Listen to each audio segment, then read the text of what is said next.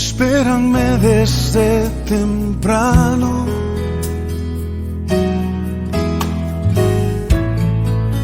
Yo no quiero el día empezar sin estar en tu presencia, sin saber que cerca estás. Hechos 2 del 41 al 47 nos dice: Así que los que recibieron su palabra fueron bautizados, y se añadieron aquel día como 3,000 personas, y perseveraban en la doctrina de los apóstoles, en la comunión unos con otros, en el partimiento del pan y en las oraciones. Y sobrevino temor a toda persona, y muchas maravillas y señales eran hechas por los apóstoles. Todos los que habían creído estaban juntos, y tenían en común todas las cosas, y vendían sus propiedades y sus bienes, y lo repartían a todos según la necesidad de cada uno. Y perseverando unánimes cada día en el templo, y partiendo el pan en las casas, comían juntos con alegría y sencillez de corazón, alabando a Dios y teniendo favor con todo el pueblo. Y el Señor añadía cada día a la iglesia los que habían de ser salvos. En el hermoso manual de vida hay varios que son llamados libros históricos. Por ejemplo, en el Antiguo Testamento los libros históricos van desde el libro de Josué hasta el libro de Esther.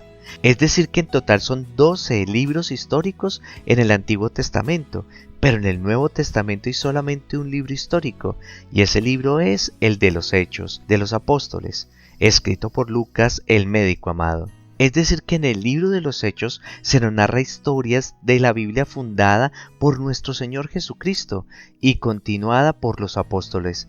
Nos cuenta la historia de la iglesia primitiva o la iglesia naciente, y definitivamente esa iglesia tiene mucho que enseñarnos a todos nosotros que formamos hoy en día la iglesia moderna. La iglesia primitiva era una iglesia perseguida, una iglesia que crecía en un momento de historia en la cual ser cristiano era en contra del Imperio Romano y por lo tanto eran perseguidos y asesinados, pero era una iglesia que verdaderamente vivía para el Señor y por el Señor, les costara lo que les costara, aún su propia vida.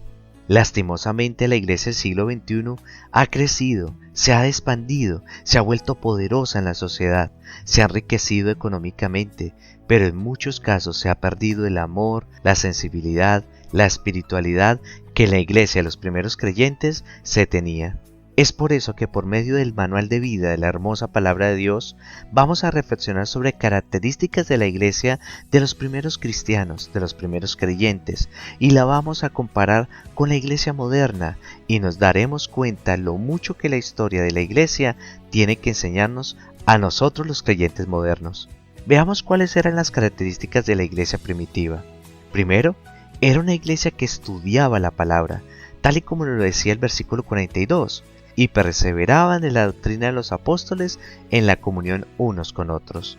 Esa es la doctrina de los apóstoles, son las enseñanzas de nuestro Señor Jesucristo que están escritas en su palabra. Verdaderamente es muy importante el perseverar en la sana doctrina, ser enseñados en la doctrina del Señor, porque un creyente que conoce la sana doctrina es un creyente que no es presa fácil de las falsas doctrinas y de las falsas sectas.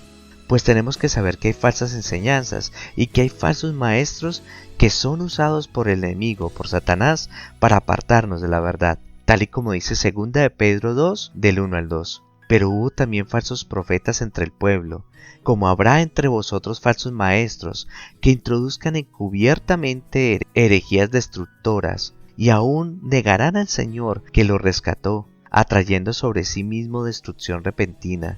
Y muchos seguirán sus disoluciones, por causa de las cuales el camino de la verdad será blasfemado. Tenemos que saber que una iglesia que no aprende sana doctrina es una iglesia que será fácilmente llevada cautiva por todo viento de doctrina, de toda herejía, de todo falso profeta, tal y como lo dice Isaías 5:13. Por tanto, mi pueblo fue llevado cautivo, porque no tuvo conocimiento, y su gloria pereció de hambre, y su multitud se secó de sed. Lastimosamente, muchos creyentes de hoy en día se encantan con que nos prediquen de prosperidad, de cómo tener libertad financiera, de cómo ser felices en el matrimonio, y así de muchos más. Pero no nos gustan los estudios bíblicos, no les gustan los temas doctrinales, no les gusta que se predique sobre la base bíblica de lo que creemos porque consideramos aburridos, y mucho menos temas que confronten nuestra realidad y nos confronten a nosotros mismos con lo que estamos haciendo. Pero el Señor nos llama a cada uno de nosotros a ser firmes en la doctrina, Efesios 4:14, para que ya no seamos niños fluctuantes, llevados por doquiera de todo viento de doctrina, por estratagema que para engañar emplean con astucia las artimañas del error. La firmeza solamente viene por medio del conocimiento y el estudio de la palabra de Dios. Ya es tiempo que dejemos de ser solamente oidores sin entendimiento. Hechos 8 del 27 al 31. Entonces él se levantó y se fue.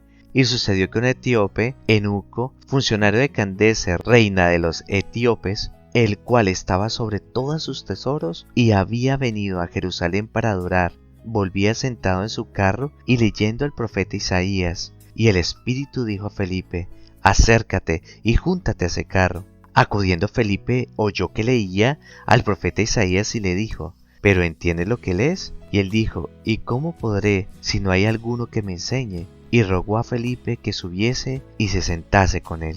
Mira que muchos creyentes decimos amén y gloria a Dios, pero ni siquiera entendemos lo que se está predicando.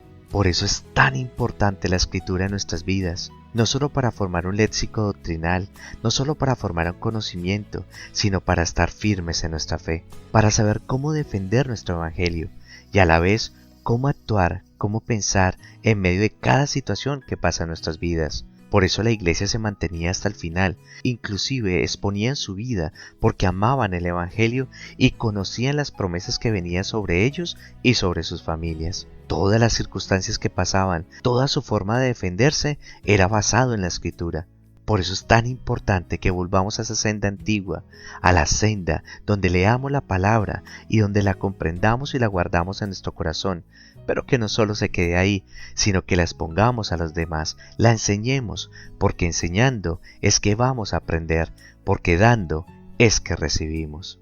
Amado Padre, yo te quiero agradecer porque sé que nos vamos a convertir en esa iglesia moderna, pero con las bases primitivas. Vamos a poder de verdad poder hacer lo que tú nos enseñaste por medio de Hechos 2. Qué hermoso como vivían, compartían, todo estaba bien porque estaban unidos, conformados en el amor y en la unidad del Espíritu. Yo te pido, Señor, que cada día toque nuestros corazones para unirnos, que cada día podamos seguir tus pasos y llevemos ese ejemplo para que muchos se unan y muchos conozcan lo que es verdaderamente ser iglesia. Hoy te pido, Señor, que cada día pongas ese querer como el hacer y que quites de nosotros toda pereza o toda situación o todo afán o toda ave que nos quiera robar ese tiempo de poder compartirlo para leer tu palabra, para estudiar en ella, para meditar en ella, para escudriñarla, para sacar ese tesoro que va a afianzar nuestra vida y la vida de nuestra familia, para poder disfrutar de tus bendiciones, de tus acciones y de tu paternidad y de tu amor. Hoy te pido, Señor, por la vida de tu hijo, de tu hija, que por favor le llenes de tu palabra, le llenes de tu mover, le llenes de tu unción y que por favor nos evites ir cautivos otra vez en esclavitud por ignorar tu palabra, por ignorar lo que tú nos dices diariamente. Hoy ponemos en tus manos nuestras vidas y gracias, Señor, por lo que haces y harás en ella y a través de ella. En el maravilloso nombre de Cristo Jesús. Amén y amén. Ahora llega el momento más crucial para este tiempo. Ve y habla con tu Padre y dile cómo estás, cómo te sientes. Pon toda tu esperanza en Él y recuerda que si Él lo dijo y tú lo crees, Dios lo hará. Y el que habita al abrigo del Altísimo morará bajo la sombra del Omnipotente. Háblale porque tu Padre te está escuchando. Que tengas un hermoso y bendecido día.